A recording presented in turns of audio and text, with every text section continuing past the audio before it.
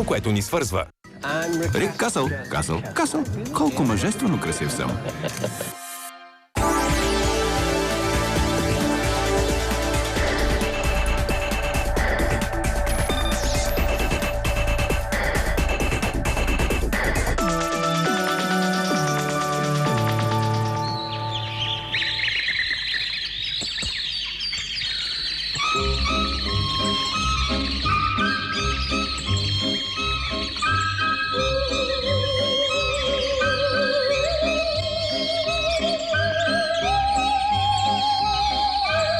Те винаги са тук, мислено и със сърцата си.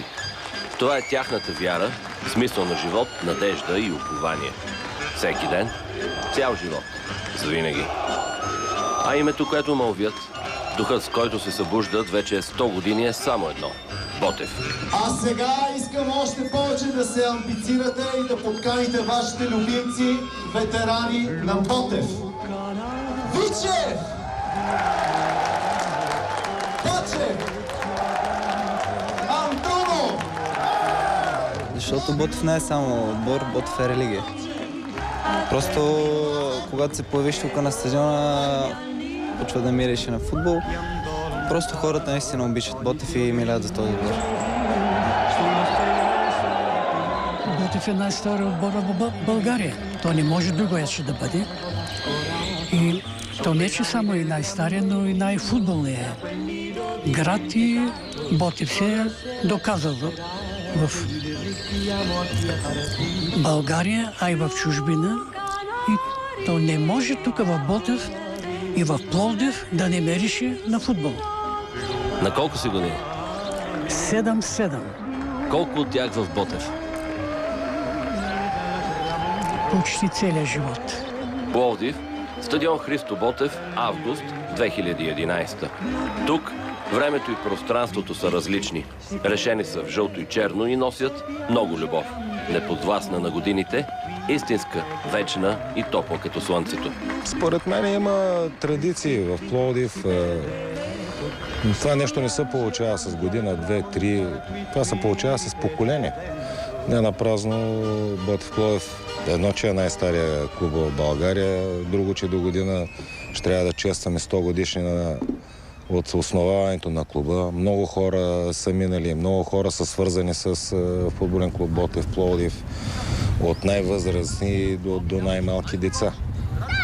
Отбор с традиции в футбола, отбор с самочувствие, отбор с така огромна публика, отбор, който през годините се е извоювал така един добър имидж в цяла България, отбор, който се харесваше на времето от всички краища на нашата страна. И отбор, който никога не се е съобразявал с грандовите или в българския футбол така наречените грандови, Левски и ЦСКА.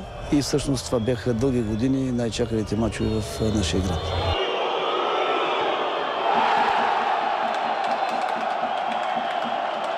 Сигурно сте се питали и последния път, когато националите безславно си тръгнаха с наведени глави след мача с Беларус, кое ще ви накара пак да отидете на стадиона? Елате в Пловдив. Тук ще получите всичките отговори.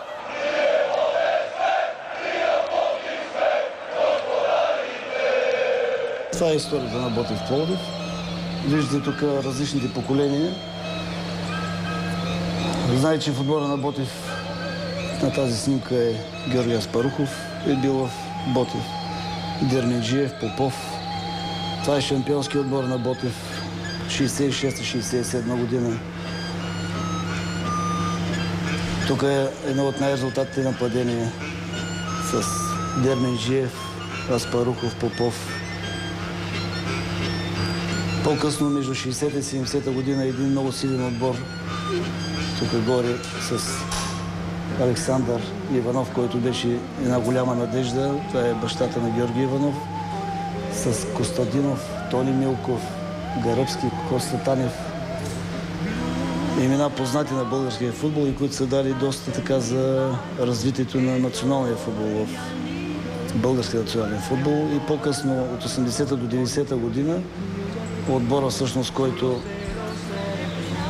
така нареченото златно поколение, макар че не можахме да станем шампиони, но с продължение на 10 години бяхме в челната тройка с Зехтински, Костадинов, Раков, Младенов, Киро Пейчев, Вичев, с треньори Дермеджиев и Иван Глухчев. Каква история само?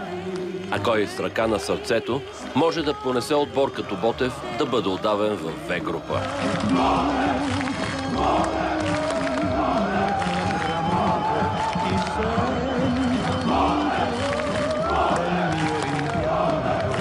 Тук, както се казва, децата се раждат ботевисти.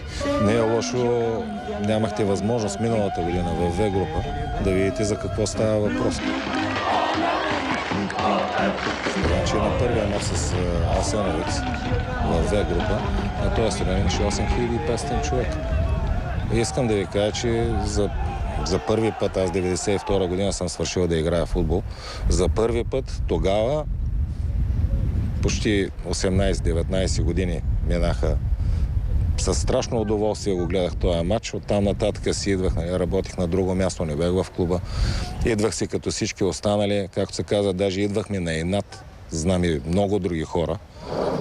Просто да покажем, че Ботев съществува, че Ботев е клуб и мисля, че го доказахме по перфектен начин. Говоря тук като фен, както искате го приемете, защото наистина накрая се оказа, не знам доколко беше верно, едно проучване, анкета, че посредна посещаемост отбор от В група за миналото първенство беше най-посещаемият отбор в България. Това ако е нормално. Не знам.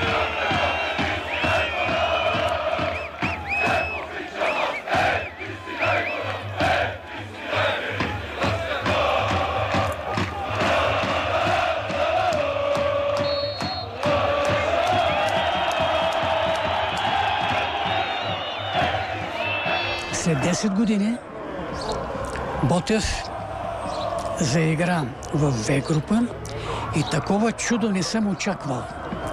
И играеме тук, символично казано с катуница, 7-8 хиляди души на стадиона. И уверих се, че Пловдив обича Ботев.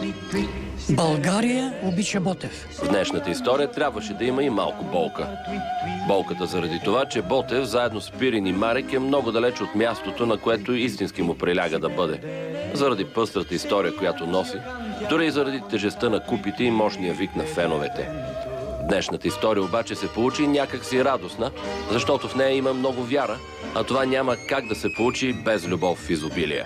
Мисля, че вървим в правилната посока. Се надяваме през тази година Ботев да се върне там, където не се намал местото, а това е в елита на българския футбол.